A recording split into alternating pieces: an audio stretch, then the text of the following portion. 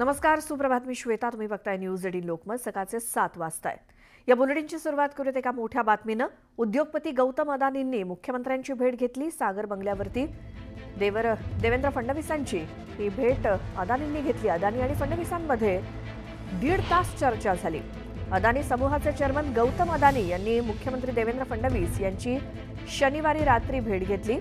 फडणवीसांच्या सागर या शासकीय बंगल्यावरती जाऊन त्यांनी ही भेट घेतली. यावेळी दोघांमध्ये 1.5 तास चर्चा झाल्याचं सांगितलं जात आहे. राज्यातील विविध प्रकल्पांबद्दल ही चर्चा झाली.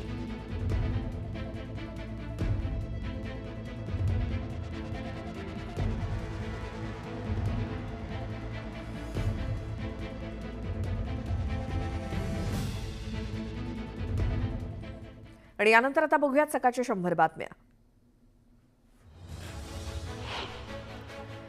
नाना पटोलेंनी दोन्ही उपमुख्यमंत्र्यांना महाविकास आघाडीत यावं, आम्ही त्यांना मुख्यमंत्री करू अशी ग्वाही दिली होती. मात्र त्यानंतर पटोलेंनी या विधानावरनं यू-टर्न घेतला. मी गमतीनं म्हटलं होतं, पण काही नेते सिरियसली घेतल्याचं पटोले म्हणाले. फडणवीस सरकार राज्यात हेकेखोर पद्धतीनं काम करतंय. महाराष्ट्रातील विवेक या सरकारनं नष्ट केला. कायदा सुव्यवस्थेची वाट लावली असा आरोप काँग्रेसचे प्रदेशाध्यक्ष हर्षवर्धन सपकाळ यांनी केला. येणाऱ्या स्थानिक स्वराज्य संस्थांच्या निवडणुकीत जयंत पाटलांनी मनावर घेतलं तर आपल्या आणि आपल्या मित्रपक्षाची सत्ता नक्कीच येऊ शकते असं विधान आमदार रोहित पाटील यांनी केलंय. विधान परिषदेचे सभापती राम शिंदे यांनी भाजपचे पुण्याचे जिल्हाध्यक्ष वासुदेव काळे यांच्या निवासस्थानी भेट दिली. तसंच पदाधिकाऱ्यांशी संवाद साधत त्यांनी जिल्ह्यातील विकास कामांबद्दल माहिती घेतली. यावेळी सरकारी योजना जनतेपर्यंत पोहोचवण्यासाठी प्रयत्न करा अशा सूचना राम शिंदेंनी दिल्या. सातारा जिल्हा सत्र न्यायालयात खासदार उदयनराजे आणि मंत्री शिवेंद्रराजे उपस्थित होते. जुन्या प्रकरणातील दोन्ही राज्यांच्या कार्यकर्त्यांनी आपापल्या तक्रारी मागे घेतल्या. त्यामुळे खिंडवाडी नवीन मार्केट कमिटीचं प्रकरण निकाली निघालंय, तर सुरुचिराडा प्रकरण सेशन्स कोर्टाकडनं जिल्हा सत्र न्यायालयाकडे वर्ग करण्यात आलंय. हिंगोलीमध्ये मंत्री नितेश राणेंविरोधात मल्हार क्रांती सेना संघटना आक्रमक झाली.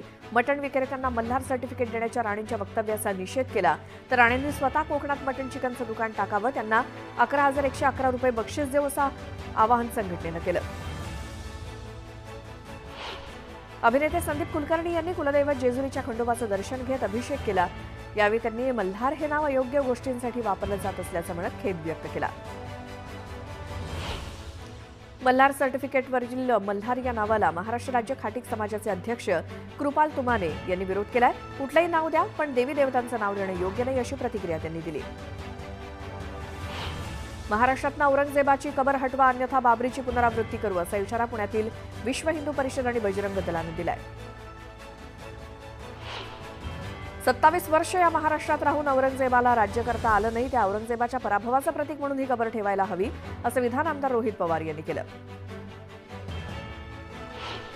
औरंगजेबाची कबर हटवण्याची मागणी करणं म्हणजे छत्रपती शिवाजी महाराज यांचा इतिहास पुसण्याचा प्रकार आहे. विश्व हिंदू परिषद आणि बजरंग दल यांनी स्टंट करू नये असं वक्तव्य हर्षवर्धन सपकाळ यांनी केलं. जितेंद्र आव्हाडांनी कबर काढून टाकण्यावरनं वक्तव्य केलं. औरंगजेबाच्या कबरीबद्दल मला काही बोलायचं नाही, तुम्हाला काढायची तर काढा, ठेवायची तर ठेवा, दुर्योधनाला बाजूला ठेवून महाभारत समजावून सांगा अशी प्रतिक्रिया आव्हाडांनी दिली. औरंगजेबाची कबर उखडून टाकण्याची धमकी अनेक हिंदुत्ववादी संघटनांनी दिली आहे. त्यामुळे खुलताबाद येथील कबरीला पोलिसांचा बंदोबस्त वाढवण्यात आलाय. राज्य राखीव दलाची तुकडी आणि राज्याचे जलद कृती दल देखील या ठिकाणी ठेवण्यात आलंय. छत्रपती शिवाजी महाराजांच्या सैन्यात मुस्लिम सैनिक किती होते याची ठोस माहिती कुणीही देऊ शकत नाही असं विधान मंत्री शिवेंद्रराजे भोसलेंनी केलं. तसंच हा वाद वाढायला अबू आझमी कारणीभूत असल्याचाही आरोप त्यांनी केला. जगद्गुरू संत तुकाराम महाराजांच्या 375व्या सदेह वैकुंठ गमन सोहळ्यानिमित्तानं लाखो वारकरी देहू नगरीत दाखल होत आहेत. श्री क्षेत्र देहूच्या मुख्य मंदिरात आणि वैकुंठ मंदिरात बीजे निमित्तानं मंदिराला आकर्षक विद्युत रोषणाई करण्यात आली आहे. जगद्गुरू संत तुकाराम महाराजांच्या 375व्या बीज सोहळ्याच्या निमित्तानं देहू नगरपंचायतीकडनं संपूर्ण देहू परिसरात सीसीटीव्ही कॅमेरे बसवण्यात आलेत. लाखो भाविक दर्शनासाठी येत आहेत. यावेळी पोलीस बंदोबस्तासह सीसीटीव्ही कॅमेऱ्यांची करडी नजर असणार आहे. संत तुकाराम बीज सोहळ्याच्या निमित्तानं राज्याच्या कानाकोपऱ्यातनं भाविक पुण्यात दाखल होत आहेत.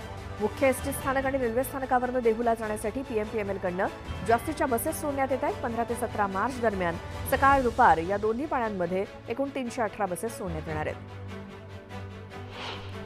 घरकुल बांधणाऱ्यांना 5 ब्रास वाळू मोफत देण्याचा निर्णय सरकारने घेतलाय। या निर्णयाची माहिती महसूल मंत्री चंद्रशेखर बावनकुळे यांनी दिली। लवकरच मंत्रिमंडळ बैठकीत वाळू धोरण मांडणार असल्याचं बावनकुळे म्हणाले। मुंबई लोकलच्या मध्य आणि हार्बर रेल्वे मार्गावरती 16 मार्च या दिवशी मेगा ब्लॉक आहे। रेल्वे प्रशासनानं दिलेल्या माहितीनुसार ठाणे कल्याण दरम्यान अप आणि डाऊन फास्ट लाईनवरती सकाळी 10:40 पासून ते दुपारी 3:40 पर्यंत ब्लॉक असणार आहे।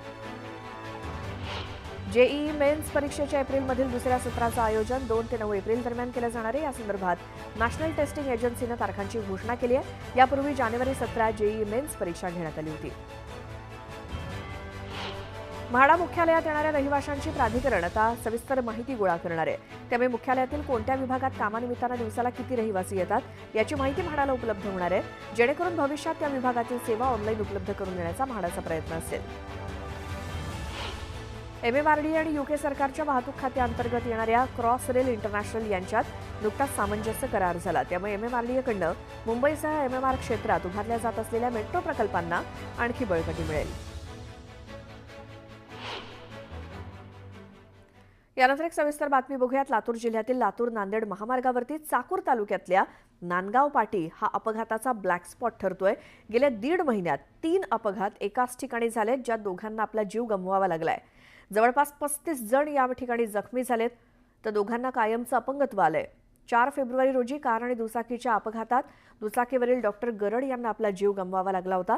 तर 3 मार्च रोजी एका दुचाकीला वाचवण्याच्या नादात एसटीचा भीषण अपघात झाला, ज्यात बसमधील 30हून अधिक प्रवासी गंभीर जखमी झालेत। यात दोघांना आपला हात कायमचा गमवावा लागला, त्यामुळे कायमचं अपंगत्व आलंय। तर 12 मार्च रोजी सुद्धा कार आणि दुचाकीच्या अपघातात शिवणखेड इथल्या विश्वनाथ काटे यांचा मृत्यू झाला। त्यामुळे सातत्यानं नांदगाव पाटी याच ठिकाणी होत असलेल्या अपघात स्थळाला लातूरचे प्रादेशिक परिवहन अधिकारी विनोद चव्हाण यांनी सुद्धा भेट दिली आणि यावेळी त्यांनी न्यूज 18 लोकमतचे प्रतिनिधी शशिकांत पाटील यांच्यासोबत राष्ट्रीय महामार्गावरील अपघाताबाबत केलेलं हे विश्लेषण थेट घटनास्थळावरून बघूया।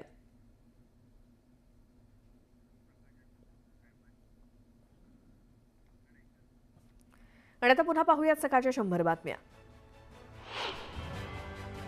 मुंबईतील पूर्व आणि पश्चिम द्रुतगती महामार्गाचं सौंदर्यीकरण आणि सुरक्षेच्या उपाययोजनांवरती पालिकेनं भर दिलाय। येत्या 17 ते 22 मार्च दरम्यान विशेष स्वच्छता मोहीम राबवली जाणार आहे। मुंबई पालिकेच्या तृतीय आणि चतुर्थ श्रेणी कर्मचाऱ्यांसाठी पालिका प्रशासनानं म्हाडाच्या धर्तीवर घरं विकण्याचा निर्णय घेतलाय। 4700 घरं बांधण्यात आली असून त्यांची किंमत 12,60,000 रुपये ठेवण्यात आली आहे। त्यासाठी सोमवारपासून अर्ज करता येणार आहेत। 10वी आणि 12वीच्या परीक्षा नेहमीपेक्षा 10 दिवस आधीच सुरू झाल्या आहेत, त्यामुळे निकाल सुद्धा 15 मे पूर्वी जाहीर होईल। त्यानुसार उत्तरपत्रिकांच्या तपासणीचं काम प्रगतीपथावरती जलद गतीनं केलं जाईल। पालिकेच्या प्रकल्पग्रस्तांसाठी प्रशासनाकडून झोनमध्ये घरं बांधण्याचं नियोजन करण्यात आलंय। लवकरच प्रभादेवी, बोरिवली, मुलुंड आणि भांडूपमध्ये तब्बल 10,000 घरं बांधण्यात येतील। या घरांच्या मूळ ठिकाणीच प्रकल्पग्रस्तांना घरं मिळणार आहेत। महाराष्ट्र कुस्तीगीर परिषदेच्या माध्यमातून यंदाची महाराष्ट्र केसरी कुस्ती स्पर्धेचं कर्जत जामखेडमध्ये आयोजन करण्यात आलं। या स्पर्धेसाठी हजारो नामांकित मल्ल उपस्थित राहणार असून 26 मार्च ते 30 मार्च दरम्यान कुस्तीप्रेमींसाठी पर्वणी असणार आहे। कोस्टल रोडची देखभाल, त्यांचं परिचालन यासाठी आता पुढील 5 वर्ष कंत्राटदार नेमण्यात येणार आहेत। अग्निसुरक्षा, आपत्कालीन सेवा, बोगद्यातील सुविधा यासाठीच्या देखभालीच्या कामांची जबाबदारी कंत्राटदारावरती असेल।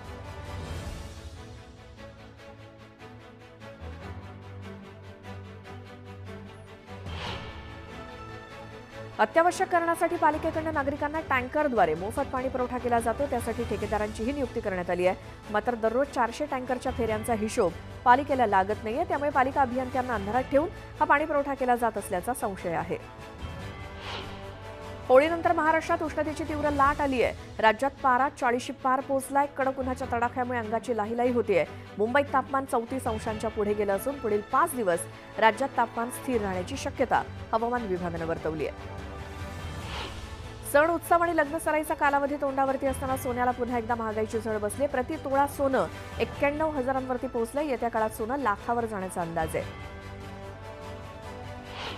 जळगावच्या अमळनेरमध्ये आग लागल्यामुळे 25 एकर शेती जळून खाक झाली। या आगीत लाखोंचं नुकसान झालंय। अग्निशमन दलानं शेतकऱ्यांच्या मदतीनं आगीवर नियंत्रण मिळवलं। मुंबई गोवा महामार्गावरील अवघड वाहतूक आज दुपारनंतर रात्री 12 वाजेपर्यंत बंद असेल। होळीसाठी आलेल्या मुंबईकरांचा प्रवास सुखकर व्हावा यासाठी जिल्हा प्रशासनानं हा निर्णय घेतलाय। कोल्हापुरात एक विचित्र अपघात झाला. रात्री भरधाव वेगात गाडी चालवत असताना चालकाला हृदयविकाराचा झटका आल्यामुळे अपघात झाल्याची घटना घडली. त्यावेळी गाडीवरचं नियंत्रण सुटल्यामुळे कार चालकानं 9 ते 10 दुचाकींना आणि वाटेत येणाऱ्या सर्व वस्तूंना धडक देत 3 ते 4 वेळा ही गाडी उलटली. टेमलाई उड्डाणपुलाजवळ हा अपघात झाला. अपघाताची ही दृश्य सीसीटीव्ही कॅमेऱ्यात कैद झाली आहेत. या अपघातात कार चालक धीरज पाटील यांचा मृत्यू झालाय.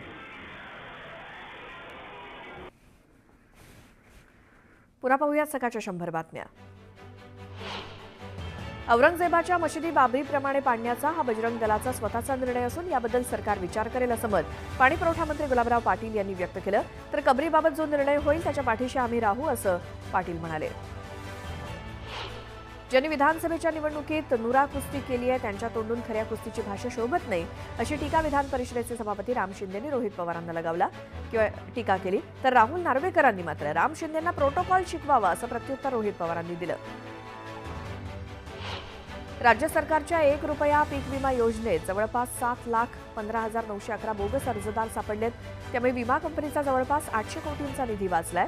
मात्र राज्यात असे प्रकार पुन्हा घडू नयेत यासाठी कडक नियमावली करण्यात आली आहे. पुणे आणि परिसरात हवामान बदलामुळे कमाल आणि किमान तापमानात सातत्यानं चढ उतार नोंदवण्यात येत आहेत. मात्र गेल्या 2 दिवसांपासून कमाल तापमानात घट होतेय. पुढील 2 ते 3 दिवसात कमाल तापमानात आणखी घट होईल अशी शक्यता भारतीय हवामान विभागानं वर्तवली आहे. मार्च महिन्याच्या पहिल्या 15 दिवसातच राज्यातल्या सुमारे 3,000 मोठ्या आणि मध्यम आकाराच्या धरणातील पाणीसाठा 52.71% आलाय. पुढील काही दिवसात उष्णतेच्या लाटेची शक्यता नाकारता येत नाही. वाढत्या उष्णतेमुळे धरणातील पाण्याची पातळी खालावली आहे. त्यामुळे नागरिकांनी पाणी जपून वापरावं असं आवाहन करण्यात आलंय. छत्रपती संभाजी महाराजांच्या सन्मानार्थ औरंगजेबाची कबर हटवण्यात यावी अशी मोहीम विश्व हिंदू परिषद आणि बजरंग दलानं हाती घेतली आहे. औरंगजेबाची कबर न हटवल्यास बाबरीची पुनरावृत्ती होईल असा इशारा देण्यात आलाय. तातडीनं निर्णय न घेतल्यास सोमवारी राज्यभर आंदोलन करण्याचा इशारा देण्यात आलाय. काँग्रेसनं छत्रपती शिवाजी महाराज आणि छत्रपती संभाजी महाराजांच्या कार्याला महत्त्व दिलं नाही असा गंभीर आरोप शिवेंद्रराजे भोसलेंनी केला.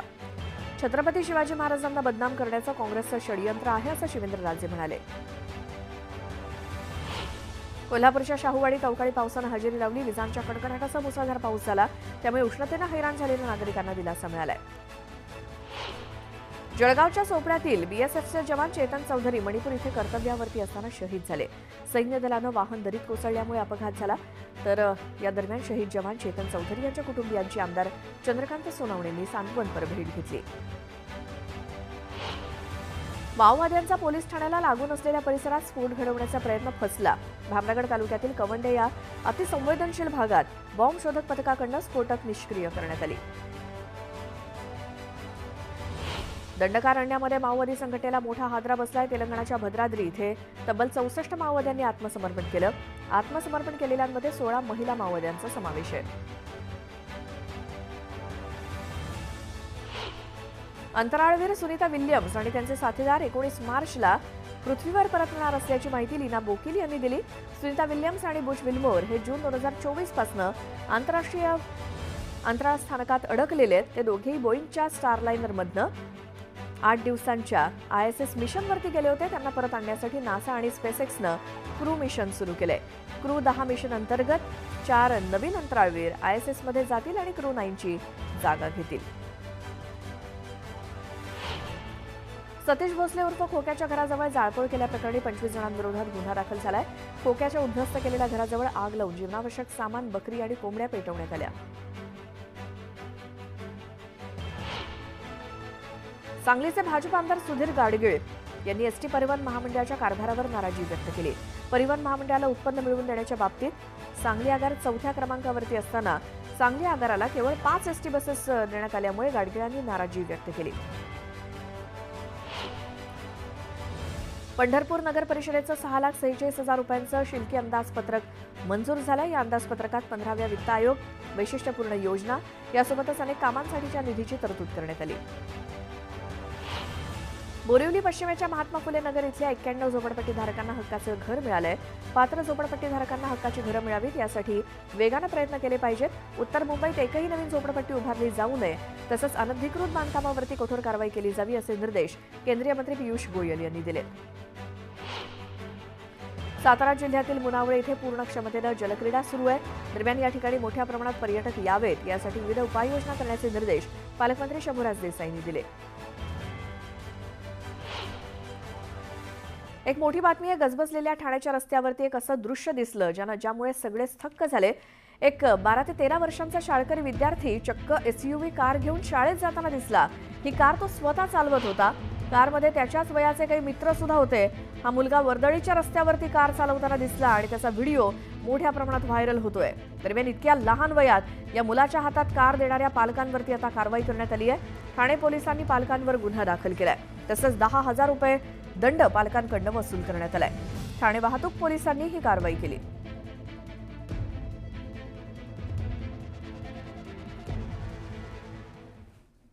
पुन्हा पाहूयात सकाळच्या 100 बातम्या. रत्नागिरी जिल्ह्याच्या खेड तालुक्यातील उधळे या ठिकाणी ग्रामदेवतेची अत्यंत जड आणि सजवलेली पालखी एका व्यक्तीने डोक्यावर नाचवली. त्यानंतर एकावर एक मानवी मनोरे रचत खांद्यावरती पालखी नाचवण्यात आली. अशा विविध प्रकारे देवीची पालखी नाचवण्याचा उत्साह सध्या कोकणात आहे.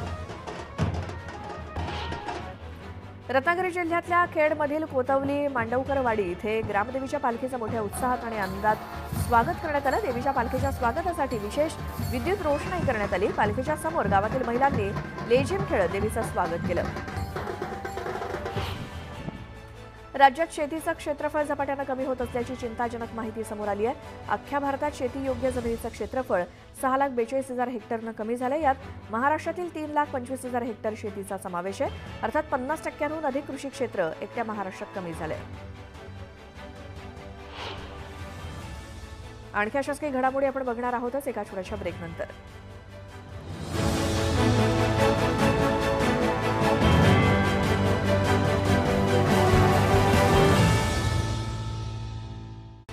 रविवारी पश्चिम रेल्वेवर कुठलाही ब्लॉक नसेल. प्रवाशांना त्यामुळे दिलासा मिळाला. तर मध्य रेल्वेवर मात्र ठाणे ते कल्याण स्थानकादरम्यान ब्लॉक घेण्यात येणार आहे. हार्बर मार्गावरती सुद्धा वाशी ते पनवेल दरम्यान ब्लॉक असेल. पुण्यातील स्वारगेट बस स्थानकातील बलात्कार प्रकरणानंतर पुणे विभागीय एसटी महामंडळाला जाग आली. जुन्या आणि मुदत संपलेल्या आणि नादुरुस्त अशा 72 बसेस पुणे एसटी महामंडळ भंगारात विकणार आहे. येत्या 21 मार्चला या बसेसचा भंगारात लिलाव होणार आहे. रेल्वे आरक्षण सुरू होताच 3 मिनिटातच फुल होत असल्याची तक्रार प्रवाशांनी केली. त्यामुळे ऐन सुट्ट्यांमध्ये गावी जाणाऱ्या प्रवाशांची मोठी गैरसोय होतीये. दादर स्थानकाच्या प्लॅटफॉर्म क्रमांक 4 वरील फुटओव्हर ब्रिज 15 दिवस बंद ठेवण्यात येणार आहे. दुरुस्तीच्या कामासाठी 16 ते 30 एप्रिल दरम्यान हा ब्रिज बंद असेल. राज्य मार्ग परिवहन महामंडळाच्या मुंबई सेंट्रल आगाराचं काँक्रिटीकरण पूर्ण झाल्यामुळे 17 मार्चपासून प्रवासी वापरासाठी हे आगार पुन्हा सुरू करण्यात येणार आहे. त्यामुळे परळ, दादर आणि कुर्ला नेहरू नगर बसस्थानकामध्ये स्थलांतरित झालेल्या बस फेऱ्या पूर्वीप्रमाणे इथून सुरू होणार आहेत. मध्य रेल्वेनंतर पश्चिम रेल्वेच्या 2 महिला तिकीट तपासनीसांनी उत्कृष्ट कामगिरी केली. 12,000पेक्षा जास्त फुकट्यांवरती कारवाई करत लाखो रुपयांचा महसूल गोळा केलाय. जिंतूर शहरामध्ये रात्री उशिरा फिरत असलेल्या एका टोळीचा व्हिडिओ व्हायरल झाला. तोंडाला रुमाल आणि हातात हत्यार असल्यामुळे हे चोरटे असल्याचा दावा करण्यात येतोय. दरम्यान या व्हिडिओमुळे नागरिकांमध्ये भीतीचं वातावरण आहे. नंदुरबारमध्ये डॉक्टरांनं देवदूत बनवून एका 2 महिन्याच्या बाळाला मृत्यूच्या दारातनं परत आणलं. उलट्या आणि रडण्यामुळे बाळ निश्चित पडून होतं. बाळाचा मृत्यू झाला असं वाटत असल्यामुळे आईसह इतर नातेवाईकांनी रडारड सुरू केली. दरम्यान रुग्णालयात नेत असताना डॉक्टर गणेश तडवींनी बाळाच्या तळपायाला जोरात टिचकी मारली आणि लागलीच बाळानं मोठा श्वास घेतला आणि अशा प्रकारे त्यांनी बाळाचा जीव वाचवला. धाराशिवचे जिल्हाधिकारी किरण पुजार यांनी तुळजाभवानी मंदिर परिसराची आणि कामांची पाहणी केली आहे. घाटशीळ परिसर, रामदरा, भक्तनिवास इत्यादी ठिकाणांची पाहणी करत जिल्हाधिकाऱ्यांनी माहिती जाणून घेतली. बुलढाण्यामध्ये होळी खेळून पोहायला गेलेल्या युवकाचा पाण्यामध्ये बुडून मृत्यू झाला. शेरोडी शिवारातील खदानातील डोहामधली ही घटना आहे. तिथीनुसार साजऱ्या होणाऱ्या शिवजयंतीच्या पार्श्वभूमीवर सह्याद्री गिरीभ्रमण संस्थेच्या वतीनं किल्ले शिवनेरीवरती दीपोत्सव साजरा करण्यात आला. शिवरायांच्या आरतीनं या दीपोत्सवाची सांगता करण्यात आली. सोलापूर जिल्ह्यातील अक्कलकोट तीर्थक्षेत्र विकास आराखड्यासाठी 368.71 कोटी रुपये खर्चाला उपमुख्यमंत्री एकनाथ शिंदे यांच्या अध्यक्षतेखालील शिखर समितीनं मान्यता दिली. अक्कलकोटचे आमदार सचिन कल्याण शेट्टी यांच्या अनेक वर्षांपासूनच्या प्रयत्नांना यश आलं. इंद्रदय सम्राट बाळासाहेब ठाकरे समृद्धी महामार्गावरनं 2.25 वर्षामध्ये 1,318 कोटी रुपये टोल प्राप्त झाला. यावर्षीच्या जानेवारी आणि फेब्रुवारी महिन्यात समृद्धी महामार्गावरनं 138 कोटी रुपयांचा टोल मिळालाय. कालपासून देवाच्या पालख्या भक्तांच्या भेटीसाठी निघाल्या आहेत. कोकणात काठीच्या रूपानं 5 देवांच्या एकत्र भेटीची परंपरा आहे. नागपूर रत्नागिरी मार्गाच्या कामाविरोधात स्वाभिमानी शेतकरी संघटनेनं आंदोलन पुकारलं. आंदोलनापूर्वी पोलिसांना राजू शेट्टी आणि कार्यकर्त्यांना पोलिसांनी ताब्यात घेतलं. मिरज तालुक्यातील सलगरे इथे एका माकडानं धुमाकूळ घातला. माकडानं 6 जणांचा चावा घेतला, मात्र माकडाला पकडण्यात वनविभागाला अपयश आलंय. सांगलीच्या मिरजेतील गुलमोहर कॉलनीत एकाच ठिकाणी 4 विषारी साप आढळले. रेस्क्यू टीमकडून सुरक्षितपणे 4ही विषारी सापांचं रेस्क्यू करण्यात आलं. पुणे शहरातील जुन्या जलवाहिनीची तपासणी रोबोच्या माध्यमातून करण्याचा निर्णय महापालिकेने घेतलाय. त्यामुळे जलवाहिनीमध्ये होणारी गळती, अनधिकृत अधिकृत नळजोड याची संपूर्ण माहिती पाणीपुरवठा विभागाला मिळणार आहे. तुळजापूर तालुक्यातील ग्रामपंचायत सार्वत्रिक निवडणुकीमध्ये राखीव जागांवरती निवडून 97 सदस्यांना अपात्र ठरवण्यात आलंय. जात वैधता प्रमाणपत्र विहित कालावधीत सादर केलं नसल्यामुळे जिल्हाधिकाऱ्यांनी सदस्यांना अपात्र ठरवलं. सोलापुरातील युवकांनी ड्रोनच्या मदतीनं बिबट्याचा शोध घेत बिबट्याला जाळं लावून पकडलं. कर्नाटक राज्यातील बिबट्याला पकडणाऱ्या युवकांच्या धाडसाचं सर्वच ठिकाणी कौतुक होत आहे. जळगावच्या बोदवड तालुक्यातील लोणवाडी जामठी रस्त्यावर एक डंपर उलटला, अपघात झाला. या अपघातात डंपर चालक जखमी झालाय. शिरूरच्या टाकळी हाजी आणि वडनेर परिसरात दहशत माजवणाऱ्या बिबट्याला जेरबंद करण्यात आलं. वनविभागानं लावलेल्या पिंजऱ्यामध्ये बिबट्या जेरबंद झाला, त्यामुळे स्थानिकांना दिलासा मिळालाय. पालघरच्या वाणगाव चिंचणी नाका रस्त्यावरती कार आणि पिकअपची समोरासमोर धडक झाल्यामुळे भीषण अपघात झाला. या अपघातामध्ये कारमधील 3 जण गंभीर जखमी झाले. अपघाताची घटना सीसीटीव्हीत कैद झाली. जळगावमध्ये दारूच्या नशेत एका दुचाकी चालकानं कार चालकाला अश्लील शिवीगाळ केली. विशेष म्हणजे दुचाकी स्वार पोलिसांप्रमाणे पोलिसांची काठी घेऊन फिरत होता. संपूर्ण घटना कारच्या डॅश कॅमेऱ्यात कैद झाली. या घटनेचा व्हिडिओ व्हायरल झालाय. नांदगावातील प्रेमी युगलाच्या आत्महत्येप्रकरणी 15 जणांवरती पोलिसांनी गुन्हा दाखल केला, तर 5 जण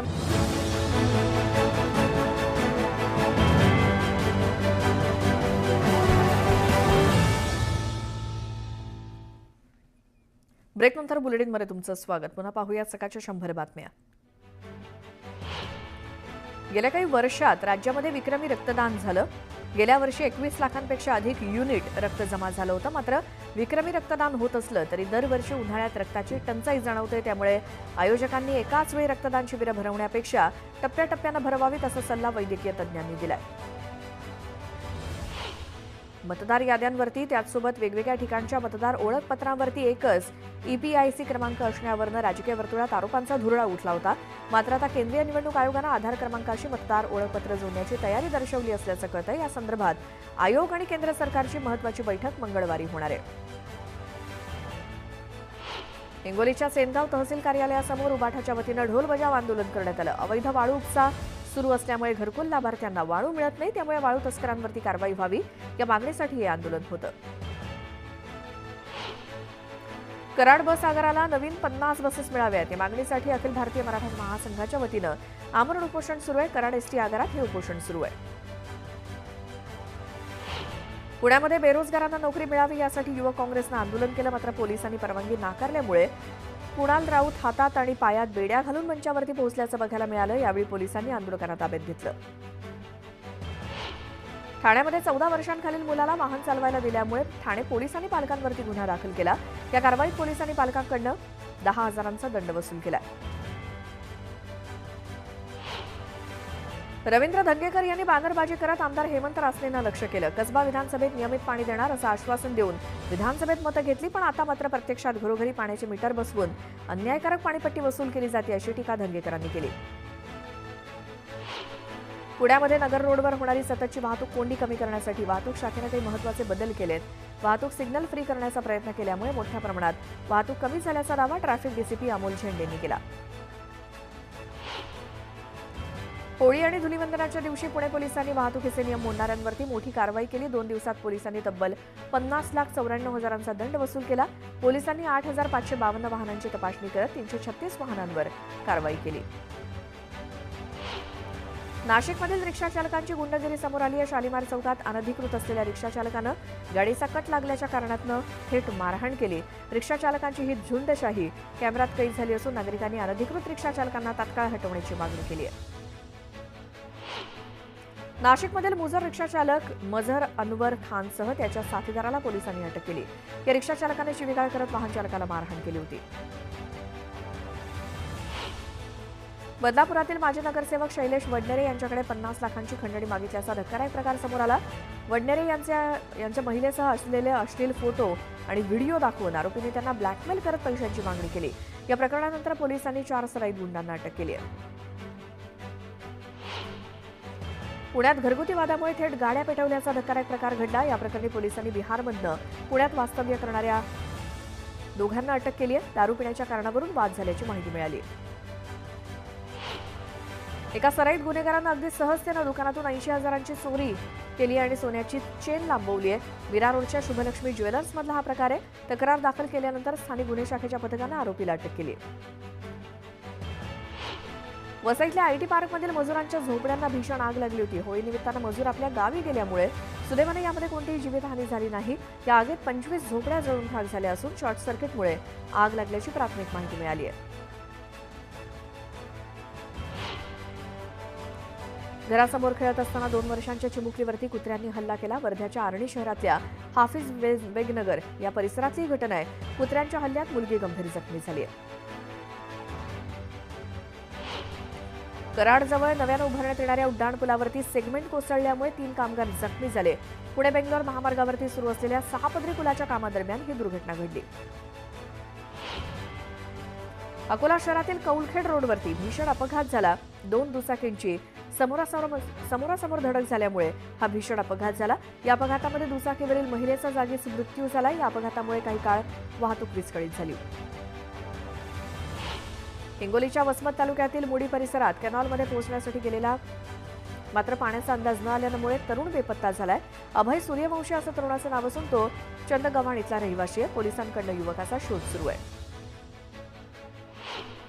नांदेड नागपूर महामार्गावरती कार आणि दुचाकीचा अपघात झाला। यात कारमधील 6 तरुणांसह अन्य एक असे 7 जण एकूण जखमी झाले। यातील 2 तरुणांचा उपचारादरम्यान मृत्यू झाला तर इतरांवरती उपचार सुरू आहेत। चंद्रपूर जिल्ह्यातील नागभीडमधल्या घोडाझरी तलावात बुडून 5 युवकांचा मृत्यू झाला। पार्टी करण्यासाठी गेले असताना ही दुर्घटना घडली। हे सर्व तरुण चिमूरच्या साडगाव कोलारीतील असून या घटनेमुळे परिसरात खळबळ माजली आहे।